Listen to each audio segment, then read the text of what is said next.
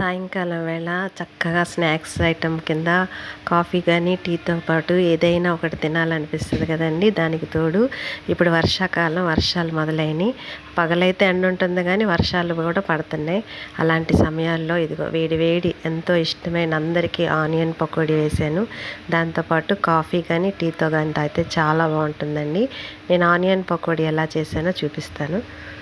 ఉల్లిపాయలు పొడవుగా కట్ చేసి పెట్టుకోవాలండి. పచ్చిమిర్చి చిన్న చిన్న ముక్కలు, అలాగే అల్లం కూడా చిన్నగా తరిగి పెట్టుకోవాలి. కొత్తిమీర, కరివేపాకు, తర్వాత ఉల్లిపాయలు ఉప్పేసి బాగా పిసికిన తర్వాత నీరు వస్తుందండి. దాంట్లోకి మిగతావన్నీ కూడా వేసి బాగా స్మాష్ చేసుకున్న తర్వాత పిండి వేసుకోవాలి. పిండి వేసి తగినంత ఉప్పు, కారం కూడా వేసుకోవాలి.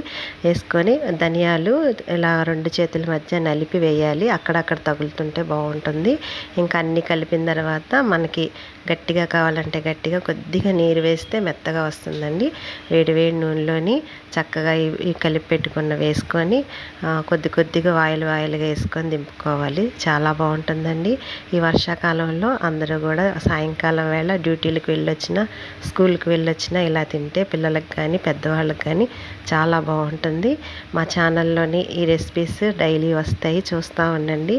మీకు కనుక మా వీడియోస్ నచ్చినట్లయితే సబ్స్క్రైబ్ చేసుకొని మాకు సపోర్ట్ చేయండి.